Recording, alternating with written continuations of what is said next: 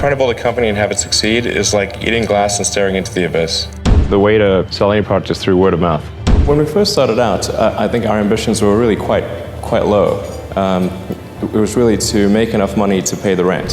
Top 10, I got a top 10. Got my motivation high for my top 10. Gotta learn from the wise women and men. All my life, like 9 to 9. For my top 10, top 10, 9 to 9. This one's for my top 10. Need motivation? Watch a top 10 with Believe Nation. Hey, it's Evan Carmichael, and this channel was created to help you overcome the #1 challenge that is holding you back, a lack of belief in yourself. You watch these videos because you know there's something more inside you too. You have Michael Jordan level talent at something. So get ready to have a high pain tolerance, find your drive, and persevere with Elon Musk and my take on his top 10 rules of success to give you the motivation, confidence, and belief that you need. Enjoy. Okay, let's kick it off with rule #1. Have a high pain tolerance. There's a friend of mine who's got a great saying about creating a company, which is trying to build a company and have it succeed is like eating glass and staring into the abyss. So, I mean, what tends to happen is it's sort of quite exciting for the first several months of starting a company. And then reality sets in, things don't go as well as planned, customers aren't signing up, the technology or the product isn't working as well as you thought. And then that can sometimes be compounded by a recession, and it can be very, very painful for several years. So I think, frankly, starting a company, I would advise people to have a high pain tolerance. Rule #2, generate word of mouth. How, aside from making great products, how do you get people excited about Tesla? There's a lot of people I know and that I talk to who are just intrigued and interested and excited about Tesla as a company. The thing I really focus on at Tesla is like really put all of our money into and attention into trying to make the product as compelling as possible. So, because I think that really the way to sell any product is through word of mouth.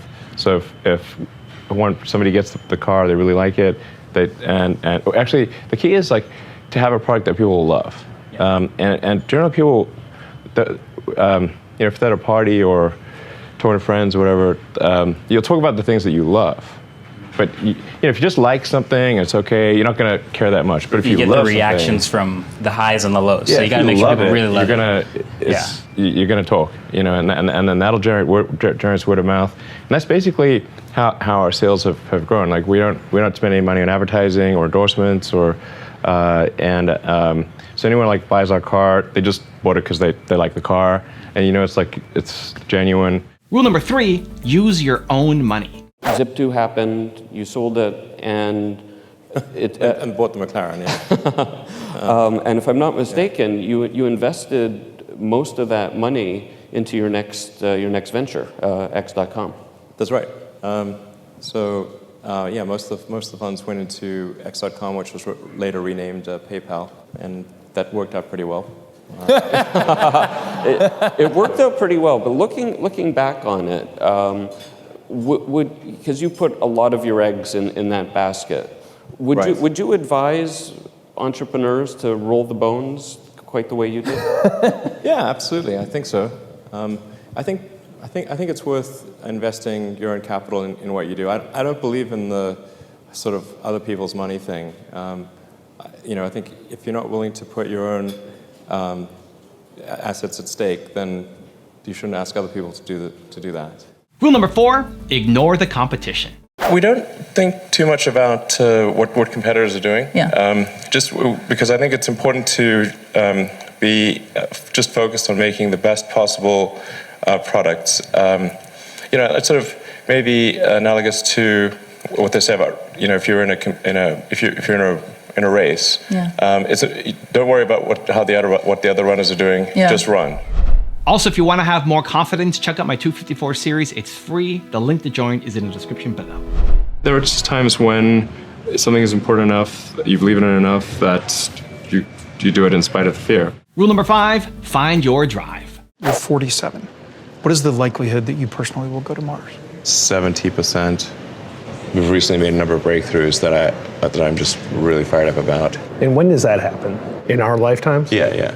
I'm talking about moving there. So it's like, so if you can get the price per ticket maybe around $200,000.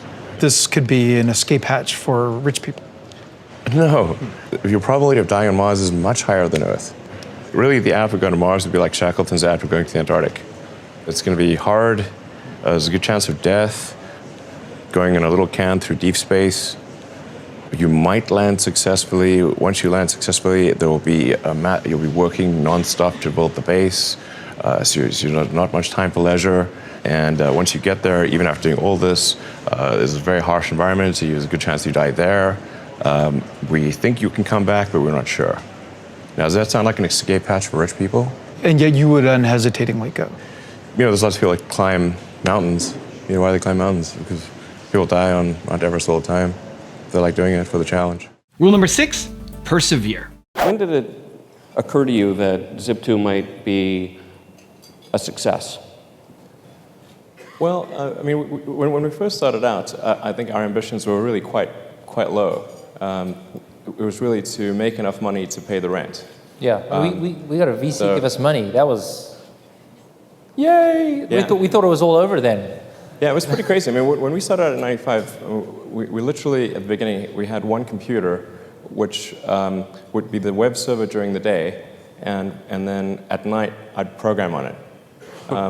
And we'd sleep in the office. Yeah, we couldn't afford to have an apartment. It was cheaper to rent the office than to rent an apartment, so we just rented the office and slept in the office and showered at the YMCA. Showered at the YMCA. And for me, the worst part was eating at Jack in the Box 3 times a week. Yeah, man, this is like, I'll sleep it's really difficult to get food at Palo Alto after like 10 p.m. It's like Jack in the Box and a few other options. So we rotated through the Jack in the Box menu. Through the end of '95, that's essentially we're just sleeping in the office and showering at the YMCA. And then around the end of '95 is when Netscape went public. And then whether or not somebody knew what the internet was, they knew that you could make money on the internet somehow, or even if it's only on the greater fool theory. So when we went and talked to venture capitalists in early '96, there was a much greater interest in what we were doing. In fact, the round closed in like maybe a week or something. It was crazy. Yeah, we went from sleeping in the office to people throwing, again, this is a financial crowd, so you guys see these numbers every day, but for us to hear, we'll give you $3 million. Yeah, it sounded extremely, we thought they were crazy. Like, why would they do that? It was literally like, these people are insane. They obviously do not realize we're sleeping in the office. In fact, when they did fund us, they realized that we were illegal immigrants. Well, I mean, yes, we were. I'd say it was a gray area. Yeah, yes, we were. We were illegal immigrants. We were sleeping in the office. We didn't have a car. We had one car, but the wheel kept falling off. Well, actually, yeah, the wheel did actually fall off the car. Yes, exactly. And the venture capitalists actually bought us cars. Yeah, well, they gave us 40 grand. It was 40 grand to go buy cars, which was, at the time was more money than we'd ever seen. Rule number 7, make products people love. Advice I'd give to people starting companies, to entrepreneurs in general, is really focus on making a product that your customers love. It's so rare that you can buy a product and you love the product when you bought it. There are very few things that fit into that category. And if you can come up with something like that, your business will be successful for sure. Rule number 8, be willing to make sacrifices. Tesla really faced a severe threat of death due to the Model 3 production ramp. Essentially, the company was bleeding money like crazy, and just if we didn't solve these problems in a very short period of time, we would die. And it was extremely difficult to solve them. How close to death did you come? Within single-digit weeks. 22 hours a day, or like how many hours? Just working, so 7 days a week, sleeping in the factory. I worked in the paint shop, general assembly, body shop. You ever worry about yourself imploding? Like it's just too much? Absolutely. No one should put this many hours into work. This is not good. And people should not work this hard. They should not do this. It's very painful. Painful in what sense? It hurts my brain and my heart. So it's This is not recommended for anyone. I just did it because if I didn't do it, then Tesla, good chance Tesla would die. Rule number 9, create a great team. You need a team around you to deliver a lot of idea. How do you choose your team? Based on what? Well, I suppose honestly that it tends to be gut feel more than anything else. So when I interview somebody, my interview question is always the same. It's what do you ask? I said, tell me the story of your life and the decisions that you made along the way and why you made them. And then, and also tell me about some of the most difficult problems you worked on and how you solved them.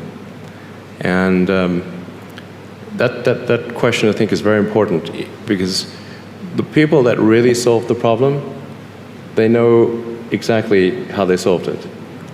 They know the little details. And the people that pretended to solve the problem, they can maybe go one level and then they get stuck. And rule number 10, the last one before a very special bonus clip, is have fun.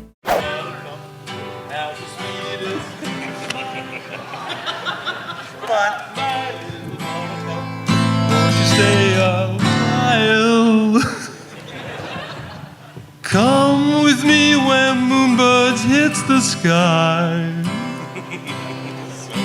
And then you'll walk with me along the by. Okay, all together now. My little buttercup. My little buttercup. Has the sweetest. My little buttercup has the sweetest smile. Stay a while. My little buttercup, where do you stay a while? Won't you stay a while? Come with me where moonbeams meet the sky. And you and I will walk the by. Well, this is really winning.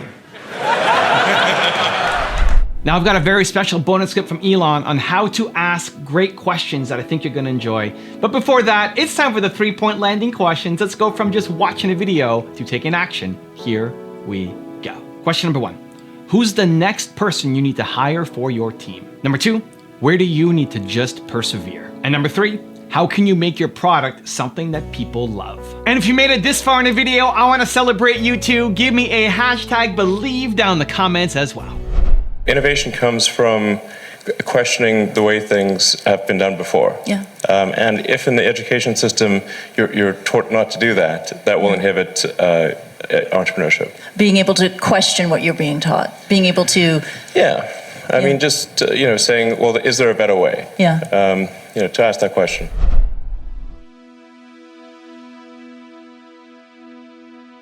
If you want more Elon Musk, check out the video right there next to me. I think you'll enjoy it. Continue to believe, and I'll see you there. So many people tried to talk me out of starting a rocket company. It was crazy. One good friend of mine collected a whole series of videos of rockets blowing up and made me watch those. He just didn't want me to lose all my money.